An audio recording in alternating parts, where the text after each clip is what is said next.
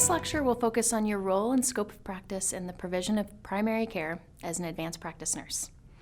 As an APN, including a certification as a CNM, you will hold a license that allows you to provide high-quality primary care and clinical practice.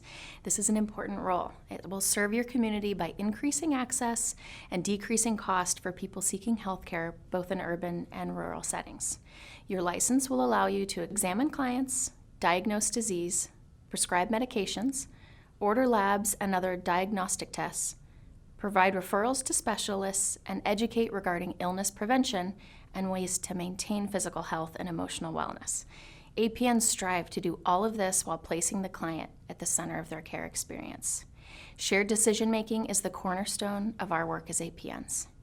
There is a consumer demand for advanced practice nurses as healthcare costs continue to rise and access to primary care physicians decreases across the U.S.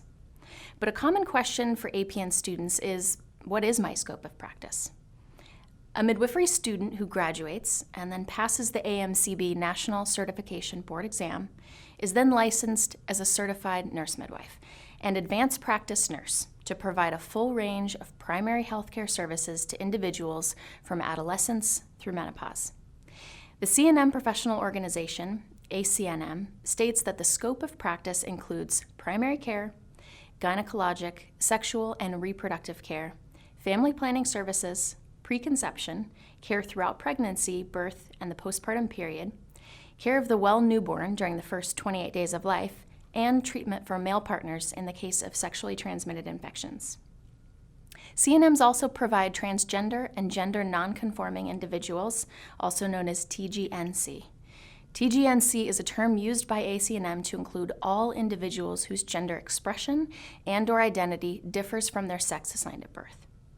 CNMs provide comprehensive care that incorporates appropriate consultation, collaboration, and/or referral as indicated by the health status of the individual. An important statement by ACNM.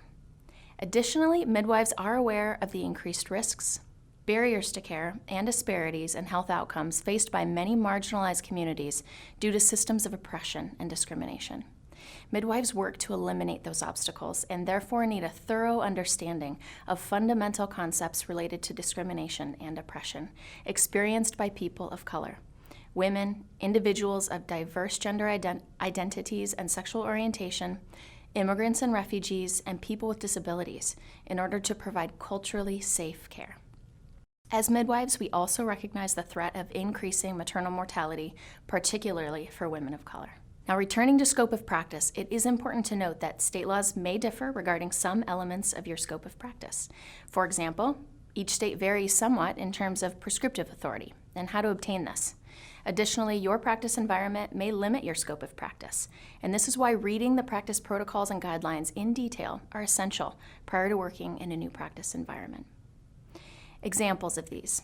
Medical marijuana prescriptions are legal in some states and not others. Some states require provider oversight with prescriptive authority, and there are some states with additional requirements for CEUs and training prior to obtaining your prescriptive authority.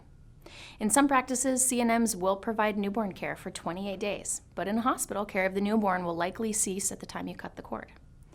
Here at Bethel University, we create and continue to develop our nurse midwifery curriculum based upon the scope of practice as defined by the American College of Nurse Midwives.